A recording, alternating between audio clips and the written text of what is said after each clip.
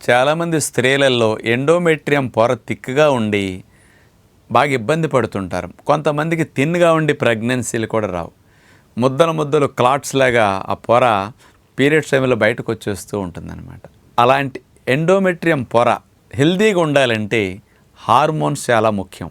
ఈ hormones imbalance సమస్య ఉన్నప్పుడు ఈ సమస్య వస్తూ ఉంటుంది.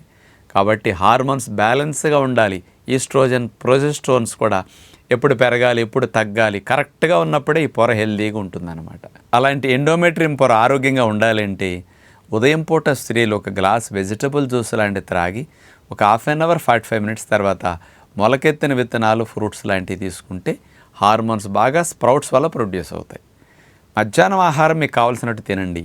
సాయంకాల పూట ఆహారంలో 5ంటికి ఒక గ్లాస్ ఫ్రూట్ జ్యూస్ తీసుకుని 6-6:30 కల్లా నానపెట్టిన 3-4 రకాల డ్రై నట్స్ మరియు డ్రై ఫ్రూట్స్ తీసుకుంటే మీకు హార్మోన్స్ బ్యాలెన్స్ అవుతాయి. 2-3 నెలలు మీరు ఇట్లాంటి ఆహార నియమాలు కనుక ఫాలో అయితే ఈ న్యాచురల్ ఫుడ్ ద్వారా ఈస్ట్రోజన్, ప్రొజెస్ట్రోన్స్ కూడా కరెక్ట్గా సెట్ అయ్యి ఎండోమెట్రియం